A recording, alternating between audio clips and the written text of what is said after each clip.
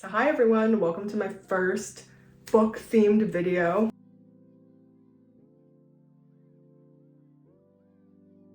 So I thought it would be fun to do a how much I can read in a week. I don't actually have that many plans this week except for the end of the week. For context, I actually don't think I am the fastest reader, but one thing about me is that if I get hooked to a book, I have a really hard time at not just putting it down and kind of reading it in chunks. Like, I need to know how things end, and that's like me for movies, shows. It is very rare for me to put on a movie and then not finish it unless I'm actually exhausted, and most of the time I don't put on movies when I am tired. I chose 2 Kindle books and then 1 physical book.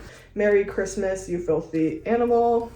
I also have the worst eyesight, so I don't even, okay, I think that's in focus. So it's for a book club I'm doing with friends, and we have till December 21st to read it, but I kind of just want to get ahead in it. It's a fun, holiday, spicy, small town romance. My second choice is The Girl Who Was Taken by Charlie Donlea. So then I chose 1 physical book, and I chose Beartown by Frederick Backman. I know I read the description for this book, but I can't off the top of my head remember what it's about. I thought it'd be fun to share my thoughts as I'm reading, or not like the whole time, but that's kind of how I've been doing my TikTok and Instagram reviews, is that I share little clips of me speaking if I, discover something interesting in the book or something funny, or if it's a thriller, maybe a clue. So also, I guess I should preface that this video will probably have spoilers for these books. When it comes to thrillers, I never flat out say any of the big twists. I will mention that there was a twist, but I'll never say what the twist is because I don't think that's fun. And at the end of the day, I want you all to read these books, and I feel like obviously if you know what the twist is, why would you want to read it? All right, taking this video for a second to remember, I started Merry Christmas, You Filthy Animal on page 29 on Monday, November 24th, I think we're on.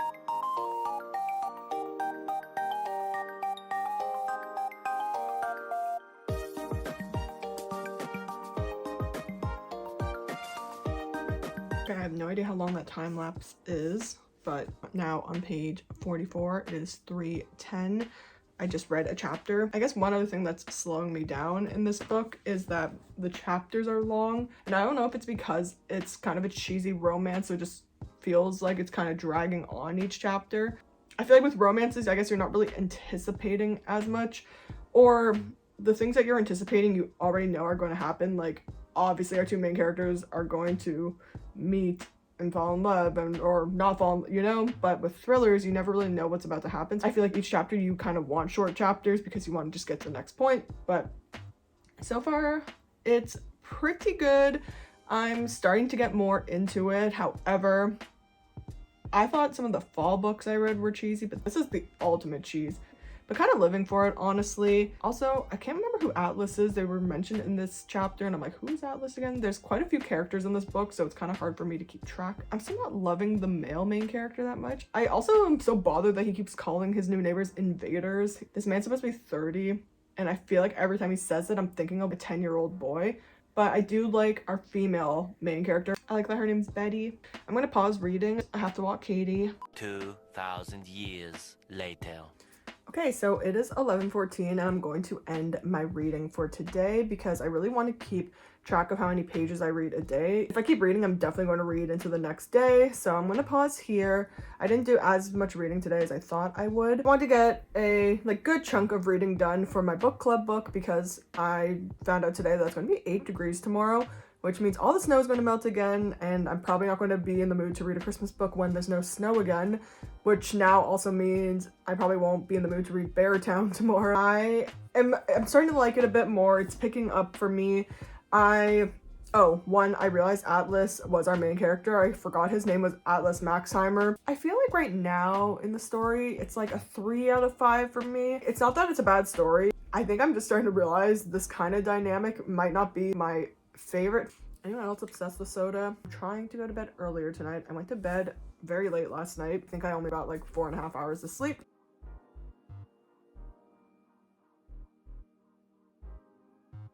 Good morning, everyone. It is Tuesday. I'm feeling a little tired today. I was up last night watching YouTube videos and waiting for my vlog to export. It ended up staying up till like 3:30. So I'm a little tired because I only slept from 3:30 till I guess just before 8 a.m. So I just ordered some Tim Hortons, got an ice cap and some breakfast so I can have some energy today. And yeah, we're going to do a lot of reading today. And then it's the Dancing with the Stars finale. On our walk this morning, it was so warm outside, but there's still snow on the ground. So I'm going to continue reading The Holiday Romance because I am starting to get a bit more invested, and hopefully today they will fall in love.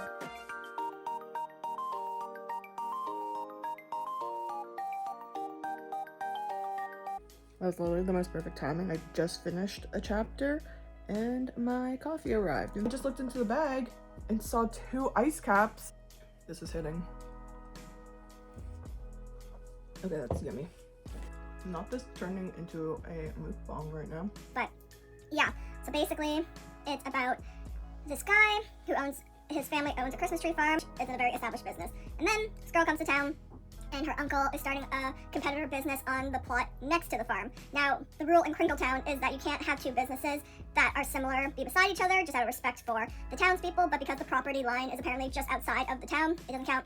Long story short, him and this person have beef with each other from years ago. So the girl that comes into town, it's her uncle, who like happens to be just a couple years like older than her, so he's really young because our main character is 30. He's out to get Max for something that we don't 100% know yet, and so now he's out for vengeance against Max and his family. So now Max wants to obviously stop this from happening. So he comes up with the elaborate plan of trying to get Betty to fall in love with him. So we're finally getting into the part where they're probably going to start falling in love. So my one theory right now is that he drew up a plan for all of this to happen and he put it in his truck. I think what's going to happen is that one day when eventually Betty does open up to Max, she's going to find that plan in the car. They're going to be like steamy in the car or having like a really heart-to-heart in the car. She's going to find the plan and be like, what the is this, you crazy psycho person?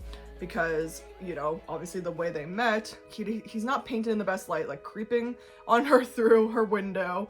She's going to think that he actually is a crazy person. So I think that's going to be a big blow up before we get to the very end. In certain chapters, the narrator jumps in and is talking to somebody. So my theories right now is that it's all in Max's head. He seems a little delusional sometimes, like he's written very chaotically. There's a line in the chapter I was just reading where it really did kind of, I feel like, confirm that he was the one talking to the narrator, but he doesn't know who the narrator is. So my guess for it is either that it's Santa Claus, because this book is really cheesy in terms of Christmas stuff, so I'm guessing it's some kind of version of Santa Claus. And then my first original guess was that it was, I think that Betty is writing a book. It's them telling this story to their future kids. The next day.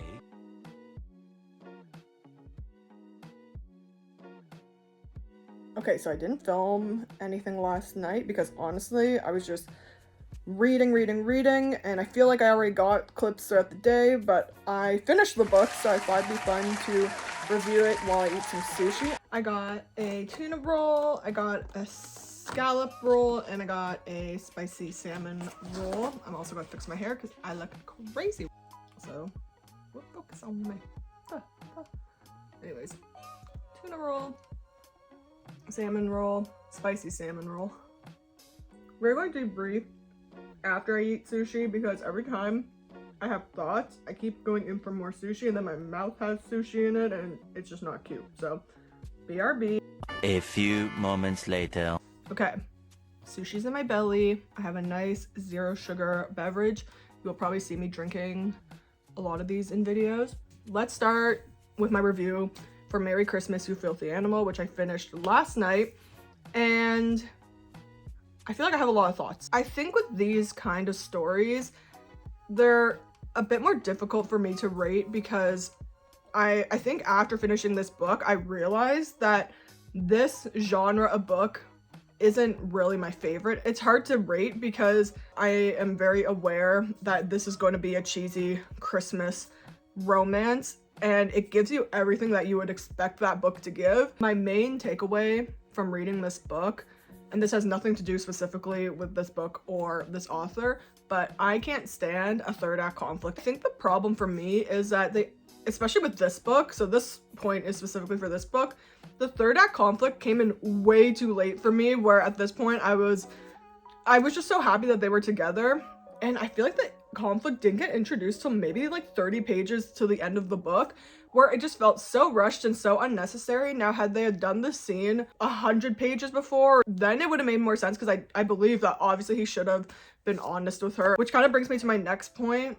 And again, this point is specifically not towards this author, because I'm sure lots of other authors do this, but I personally think that these kind of cheesy, like fall reads, winter reads, need to be 350 pages or less. I think anything crossing over the 400 page line feels way too dragged out for me, and sometimes the pacing just gets off. That was one of my cons for this book, was I think the first conflict of the book with the whole peeping Tom situation dragged on way too long, which when I bring myself to reality, yes, if a stranger was peeping into my home, you know, that would be creepy. But I just feel like reading about it, it felt like it dragged on way too long and we weren't really progressing anywhere. I feel like it was the same conversation that they were having. The thing is, I love a conflict in a story. I love, you know, there to be drama and stuff. But I think once you cross the line of they like love each other and they're meant to be, I don't want any more conflict after that. I'm like, okay, let's just let them be. On a positive note though, some of the things I did love about the book is the cheesiness, as much as it was too much, it worked for this book. I'm not mad that she delivered with the cheese. It was really cheesy though, I will say, but that's what I expected coming into this book. All the farm stuff, all the retail stores, all the characters, like everything gave Christmas vibes. Our main male character, he grew on me throughout the book. I just couldn't vibe with him at the beginning, and just the way he talked, he sounded like a young person. It was weird because I feel like the way she was describing him was, you know, very manly man and blah blah blah, but his dialogue was so immature to me sometimes. There was a disconnect there for me. The romance between the two of them, I did like. I love an awkward, kind of quirky character. I loved how they were both very rambly people, and I think their dynamics together worked well and brought the best out of each other. There was definitely some spicy scenes. I thought the popcorn garland scene was kind of interesting and the way it played out. I remember seeing people, I don't remember if it was like in the comments of like a TikTok video about the book or on Goodreads, but people were like, oh my god, the popcorn garland scene, and I was expecting something to be really spicy. And I agree with Max. It's just like, why were the parents just lingering there? Honestly, that made me uncomfortable, and I did not like that at all. I think I'm going to end up giving it either a 3 or a 3.5 stars, because like I said, coming into this book, it gives you exactly what you would expect out of a book like this. If you're looking for a cozy, cheesy, fun holiday romance, then yes, this is literally the perfect book for you. I'm excited to talk about it with my friends when we get together for our book club. I am happy that I'm filming this review, honestly, because we have till December 21st to read this book, so I'm still like a month out basically from the book club meeting. So I'm happy I'm making this review so I remember my key points. Let's go choose another book to read. And you best believe it probably will not be a romance book. Sorry, you're on a tripod. I'm leaning towards The Return. Might be fun because it's a really small book. Okay, wait, maybe I need to tilt my lamp this way more because I feel like I look glowy right now. This book is 298 pages, so I definitely could finish this easily by the end of the week. So I read So Thirsty this fall. It was my first Rachel Harrison book, and I absolutely loved it. I loved just the way she wrote. I was so invested in the story. A group of friends reunite after one of them has returned from a mysterious 2-year disappearance in this haunting debut novel. Oh, so it's her debut novel, so that'll be really fun.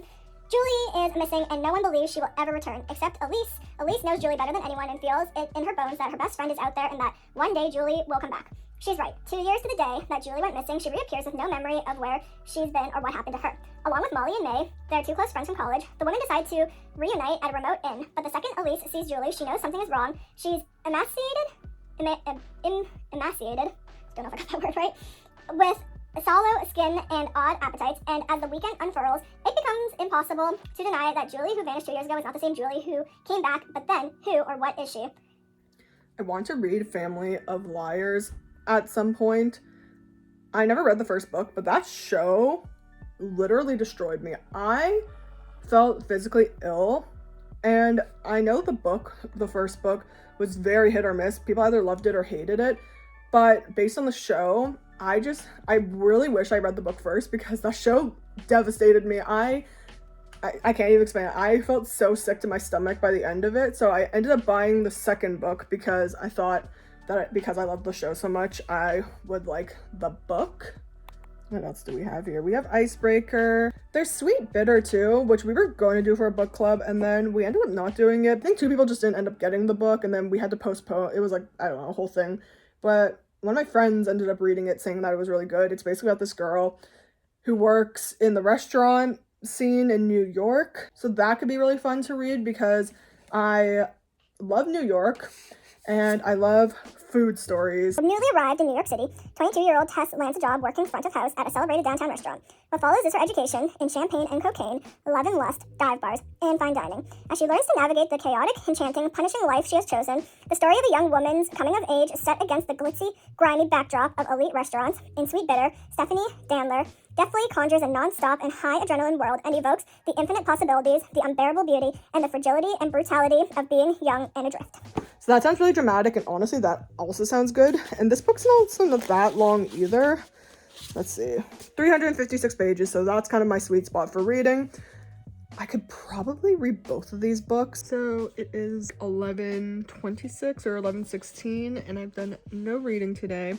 I know the other night when it was around 11:10, I said I was going to read because I didn't want to read past midnight, but I don't want to not read today. I also don't know which book I want to read, if I should read The Return or Sweet Bitter or something on my Kindle. I might try to read the first page of both books and just see which one catches my attention more. Okay, I just read the first page of both books. I feel like I'm more interested story-wise in Sweet Bitter. Okay, so I ended up reading a bit of Sweet Bitter, and so far it's pretty good. I'm on page 16, and I feel like these chapters are gonna be long, which I'm not that excited for. The next day. Okay, it's not the best angle of me, but whatever. Hi everyone, it is November, I don't know what day it is today, but it's Thursday. It's like 4 o'clock right now. I haven't done any reading today. So I know yesterday I started Sweet Bitter and 1 page of The Return. But then I saw a post today about The Wedding People, which I've had this book on my bookshelf. So I decided to read what it was about again, because honestly, I couldn't remember what it was about. And honestly, I was like, this sounds kind of fun to read right now. Cheers. We are changing it up and doing a 0 sugar Sprite. My plans for today and tomorrow both canceled today. Obviously, if you are the friends that canceled, it's all good. Sorry, I'm like, did that come off as sounding rude? Obviously, it's fine. That just means I have way more time to read. I just want you to know, if you are the friends that are watching this, that obviously I understand and it's totally okay. Sorry, I feel like it just, you can see my overthinking brain. I'm rambling. This is the problem for me. It's all good. Who knows if any of this is even gonna make the video now, because I just rambled for 1 minute and 48 seconds. So tonight's plans was supposed to be a coloring night and just like catching up, and then tomorrow was also kind of just a catch up / games night. So I did bring all my coloring stuff in here, so I might color. I will read you the description. Ready for dramatic reading number 3, I believe, for this video. A propulsive and uncommonly wise novel about one unexpected wedding guest and the surprising people who help her start anew. It's a beautiful day in Newport, Rhode Island, when Phoebe Stone arrives at the Grand Cornwall Inn wearing a green dress and gold heels. Not a bag in sight, alone. She's immediately mistaken by everyone in the lobby for one of the wedding people, but she's actually the only guest at the Cornwall who isn't here for the big event. Phoebe is here because she's dreamed of coming for years. She's hoped to shuck oysters and take sunset sails with her husband, only now she's here without him, at rock bottom, and determined to have one last decadent splurge on herself. Meanwhile, the bride has accounted for every detail and every possible disaster the weekend might yield, except for, well, Phoebe and Phoebe's plan, which makes it that much more surprising when the two women can't stop confiding in each other.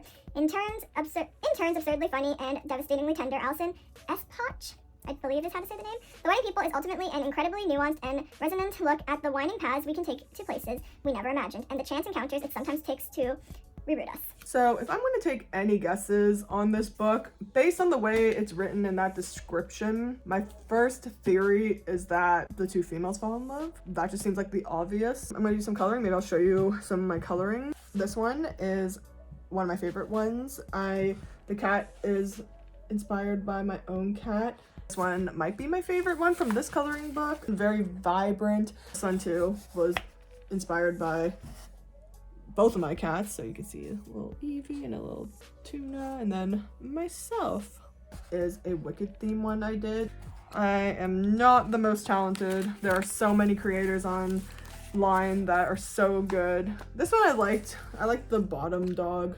I did like a little cookie blanket, but in general, I don't like love this one. Later.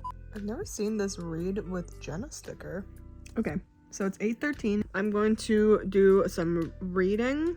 I'm going to take as much as I love the cover of this book. Oh, fun fact, when I was scrolling on TikTok, this is like a few months ago now, I saw a video of the artist who did the cover talking about this book cover, and I was like, oh my gosh, wait, I have that book. And then I thought that was really cool. So anyways, but when I read books with slips, I take them off because honestly it kind of annoys me. Also, I feel like I've done enough time lapses in this video, so I will check back in later with my thoughts.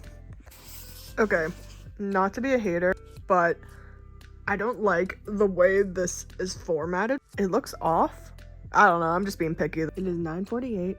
I think I've been reading for like an hour. I'm on page 43, and I will say this book from the jump got me hooked, which was great. It was giving White Lotus a bit, but it's giving me something else, and I can't put my finger on it right now.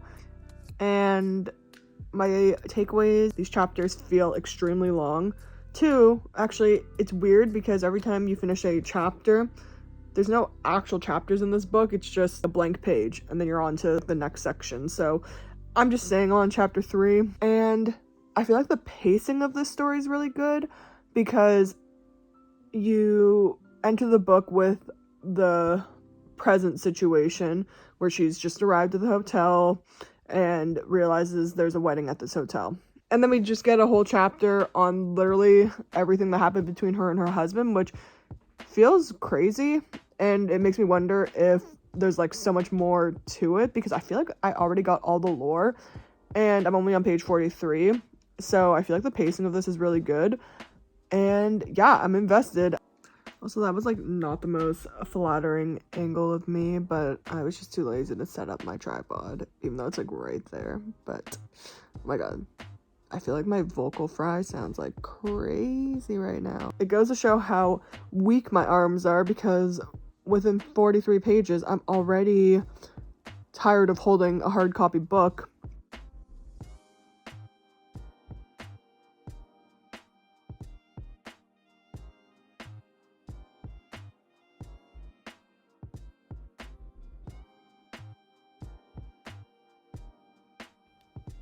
So hi everyone, it is currently Monday, December 1st, the challenge is over, but I didn't want to abruptly end this vlog, and I just wanted to come on here and talk about why there wasn't an eclipse for Friday to Sunday. So I did read on Friday, but I just wasn't in the mood to read Saturday and Sunday, and you know, there was little moments where I was like, oh, I should read because I would love to get pages in, so then I will have pages for every single day, but then I just realistically thought about it, and you know, I stand really strong on the idea that reading is fun, and why are we forcing ourselves to read when we don't want to read or read books that we're not enjoying, and I just thought that was important to share. Sorry this vlog kind of ended randomly, but I hope you enjoyed it. Hope you let me know if you want to see more of these. I had so much fun filming this throughout the week, and yeah.